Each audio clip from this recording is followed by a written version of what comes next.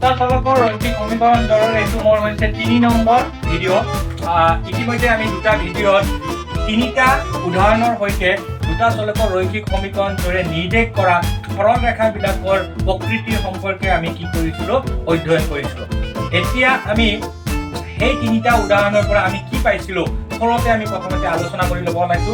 এতিয়া চোৱা আমাৰ প্ৰথম উদাহৰণটো আছিল 2x + 5y = 12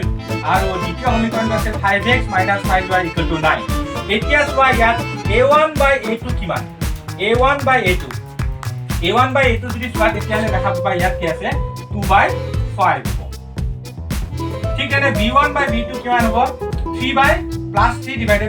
3 অৰ্থাৎ কিমান হ'ব -1 হ'ব আৰু c1/c2 ইয়াতে আছে 12/9 যদি এফালে লৈ আহো -12/-9 হ'ব কথাটো একেটাই গতিকে 12/9 হলে আমাৰ কিমান হ'ব এইটো 3 ৰে যদি কাটো তেতিয়ালে ওপৰত 4/3 হ'ব অৰ্থাৎ অনুপাতৰ যদি আমি ৰিজনিংটো চাওঁ তেতিয়ালে a1/a2 আৰু b1/b2 কি হোৱা নাই সমান হোৱা নাই অৰ্থাৎ আমি লিখিব পাৰো ইয়াত a1/a2 is not equal to b1/b2 আমি কি পাইছিলো ইয়াক যেতিয়া আমি লৈখিক প্ৰদৰ্শন কৰিছিলো এই সৰল ৰেখা দুডাল কেনেকৈ পাইছিলো আমি সৰল ৰেখা দুডাল কি পাইছিলো কটাকটি কৰিছিলে অৰ্থাৎ আমি কি পাইছিলো কটাকটি কৰে বা কৰিছে কটাকটি কৰিছে অৰ্থাৎ কটাকটি কৰিছিলে অৰ্থাৎ তেতিয়া হলে আমি ইয়াত বীজীয় বিশ্লেষণ কি বুলি ক'ব পাৰো মই ইতিমধ্যে প্ৰথমটো ভিডিঅ'ত কৈছিলো যে যদি কটাকটি কৰিছে তেতিয়া হলে কি থাকিব হিয়তৰ সমাধান থাকিব আৰু সমাধানটো কেনেকৈ হ'ব অদ্বিতীয় সমাধান থাকিব অৰ্থাৎ আমি ইয়াত লিখিব পাৰো অদ্বিতীয় সমাধান থাকিব অদ্বিতীয় সমাধান থাকিব দ্বিতীয়টো উদাহৰণ আমি লৈছিলো দ্বিতীয়টো আৰু তৃতীয়টো উদাহৰণ আমি 2 নম্বৰ ভিডিঅ'টোত আমি লৈছিলো 2 নম্বৰ ভিডিঅ'টোত 2 নম্বৰ উদাহৰণটো আছিল 2x + 5y = 9 আৰু এটা আনটো সমীকৰণ আছিল 4x + 6y = 18 এই ক্ষেত্ৰত যদি আমি a1/a2 চাওঁ তেতিয়ালে 2/4 অৰ্থাৎ ইয়াত কিমান হয় 1/2 3/6 ইয়াক যদি আমি লঘিষ্ঠ আকাৰত নিও তেতিয়ালে কিমান হ'ব 1/2 আৰু 9/18 অৰ্থাৎ -9/18 যদি আমি বাওফালে লৈ আহো একেটা কথাই তেতিয়া হলে হ'ব কি 1/2 অৰ্থাৎ এই ক্ষেত্ৰত আমি কি পাইছিলো a1/a2 is equal to b1/b2 is equal to কিমান পাইছো আমি c1/c2 পাইছো অৰ্থাৎ তিনিওটা অনুপাতে কি হৈছে ইয়াতে এই ক্ষেত্ৰত সমান হৈছে আৰু আমি দ্বিতীয়টো ভিডিঅ'ত লক্ষ্য কৰিছিলো ইয়াতে কি হৈছিলে এই দুটা সমীকৰণে একেডাল সৰল ৰেখাকে নিৰ্দেশ কৰিছিলে অৰ্থাৎ ইয়াত কি পাইছিলো আমি মিলি যায়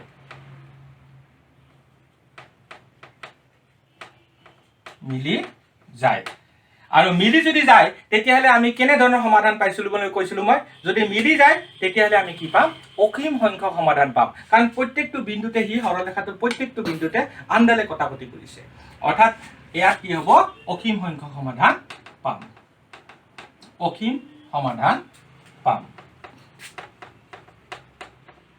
এতিয়া আকৌ আমি 3 নম্বৰ উদাহৰণটো পাইছিলো আমি ইয়াত সমীকৰণ দুটা আছিল x + 2y = 4 আৰু 2x + 4y =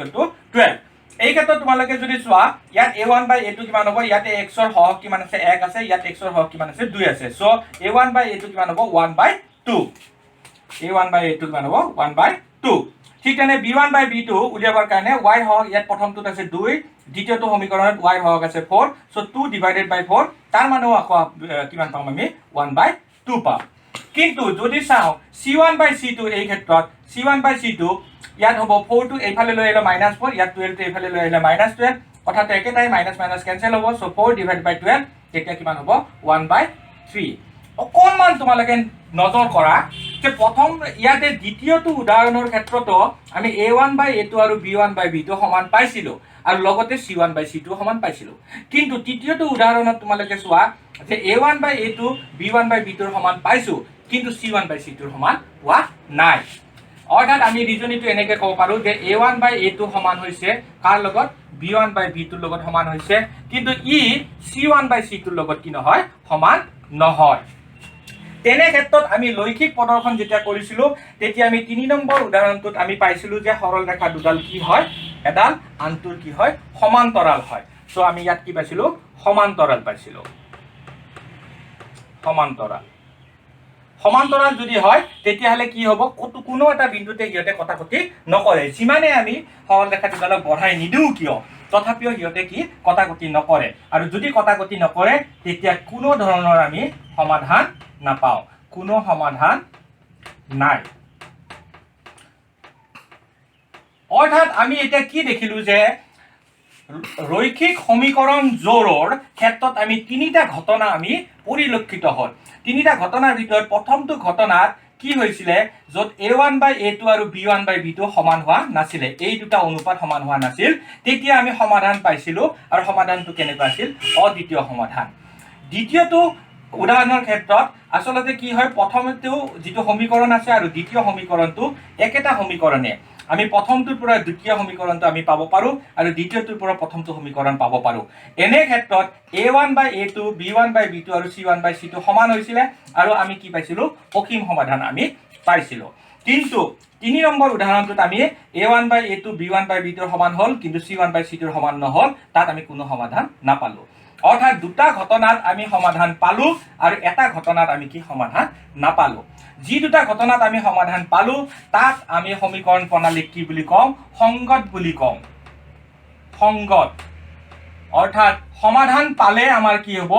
সংগত কি লাগে একক সমাধানে হওক অদ্বিতীয় সমাধানে হওক বা অসীম সমাধানে হওক তেতিয়া আমি সমীকৰণ প্ৰণালীক কি বুলি কম সংগত বুলি কম আৰু যেতিয়া সমাধান আমি কোনো সমাধান নাপাম তেতিয়া আমি সেই সমীকৰণ প্ৰণালীক কি বুলি কম অসংগত সমীকৰণ প্ৰণালী বুলি আমি কম এতিয়া আমি এটা উদাহৰণৰ সৈতে আমি বুজিম যে কোৱেশ্চনটো হৈছে তলৰ সমীকৰণ জোৰবৰে বুজোৱা ৰেখা দুটাই এটা বিন্দুত কাটিব নে সমান্তৰাল নে লগ লগা নিৰ্ণয় কৰিব লাগে জোৰ কেইটা সংগত নে অসংগত এই কথাটো আমি উলিয়াব লাগে এতিয়া আমাক প্ৰথমটো প্ৰশ্ন দিছে 5x - 4y + 8 = 0 আৰু আনটো সমীকৰণ দিছে 7x + 6y - 9 = 0 এতিয়া আমি প্ৰথম ইয়াত নিৰ্ণয় কৰিম কি a1 by a2 ইয়াত a1 by a2 কিমান আমি চেক কৰিম a1 by a2 কিমান হ'ব সো 5 by 7 x ৰ কোএফিচিয়েন্ট a1 5 আৰু x ইয়াত দ্বিতীয়টো সমীকৰণ x ৰ কোএফিচিয়েন্ট a2 7 সো a2 কিমান হ'ব 5 by 7 ঠিক তেনেদৰে b1 by b2 আমি চেক কৰিম b1 by b2 কিমান so b1 by b2 -4 by 6 তাহলে -4 divided by 6 তাৰ মানে তাক যদি আমি লঘিষ্ঠ আকাৰত নিও তেতিয়া কিমান হ'ব -2 divided by 3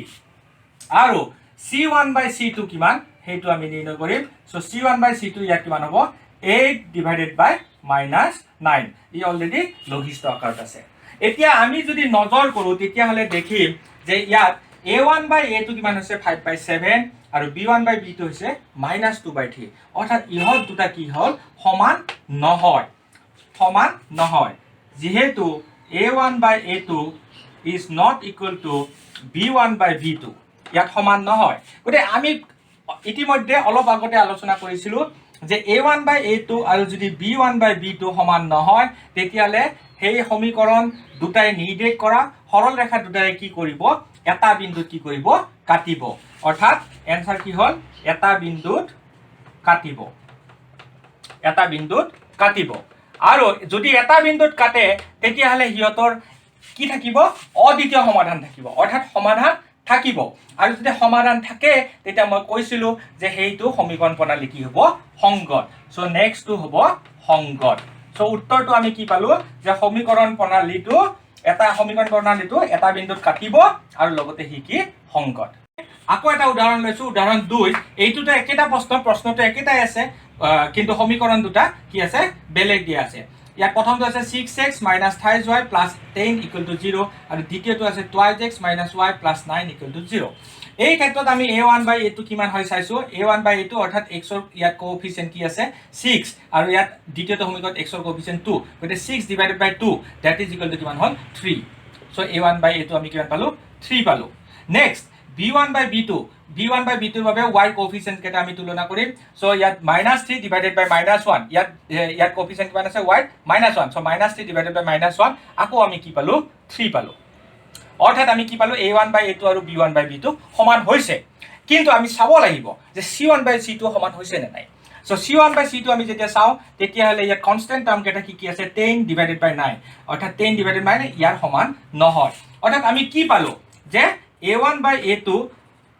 B1/B2 সমান হৈছে ঠিকেই, কিন্তু ই কাৰ সমান হোৱা নাই C1/C2 সমান হোৱা নাই। যদি সমান হ'লহেঁতেন তেতিয়াহ'লে মিলি গ'লহেঁতেন সৰল ৰেখা দুডাল আৰু তেতিয়া অসীম সমাধান পালোহেঁতেন। যেহেতু ইয়াত A1/A2 B1/B2 সমান হৈছে কিন্তু C1/C2 কি নহ'ল সমান নহ'ল। অৰ্থাৎ এই ক্ষেত্ৰত আমি কি ক'ব পাৰো যে আমাৰ যিটো সমীকৰণ প্ৰণালীটোৱে নিৰ্দেশ কৰা সৰল ৰেখা দুডাল কি হ'ব সমান্তৰাল হ'ব। আৰু যদি সমান্তৰাল হয় তেতিয়াহ'লে কি হ'ব ইহঁতে কেতিয়াও কোনো বিন্দুত কটাকটি নকৰে আৰু কোনো বিন্দুত কটাকটি নকৰিলে কোনো সমাধান নাথাকে। অৰ্থাৎ আমাৰ উত্তৰটো হ'ব কি ইহঁত সমান্তৰাল। সো ইহঁত সমান্তৰাল। এটাকে আমাৰ এনসাৰটো কি হ'ব সমান্তৰাল। আৰু সমান্তৰাল যদি হয় তেতিয়াহ'লে কি হ'ব কোনো সমাধান নাথাকে আৰু কোনো সমাধান যদি নাথাকে তেতিয়াহ'লে এনসাৰটো কি হ'ব অসংগত। ঠিক আছে, আজি আমি দুটা এক্সাম্পলৰ সৈতে আৰু লগতে আমি এটা সমীকৰণ জোৰে ৰৈখিক সমীকৰণ জোৰে নিৰ্দেশ কৰা সৰল ৰেখা বিলাকৰ আমি প্ৰকৃতিৰ বিষয়ে অধ্যয়ন কৰিলো, লগতে আমি বীজীয় বিশ্লেষণৰ বিষয়ে অধ্যয়ন কৰিলো। ইয়াৰ পৰা নিশ্চয় মই ভাবিছো তোমালোকে কিবা অলপ হ'লেও শিকিব পাৰিবা। আৰু ইয়াৰ পিছত পৰৱৰ্তী সময়ত আমি ৰৈখিক সমীকৰণ জোৰ দিয়া থাকিলে কেনেকে সমাধান উলিয়াব পাৰি আৰু সমাধান উলিয়াৰ কেইবাটাও পদ্ধতি আছে, সেই পদ্ধতিৰ বিষয়ে আমি পৰৱৰ্তী ভিডিঅ' কেইটামানত আমি আলোচনা কৰিম। সো এতিয়া সামৰিছো, ধন্যবাদ।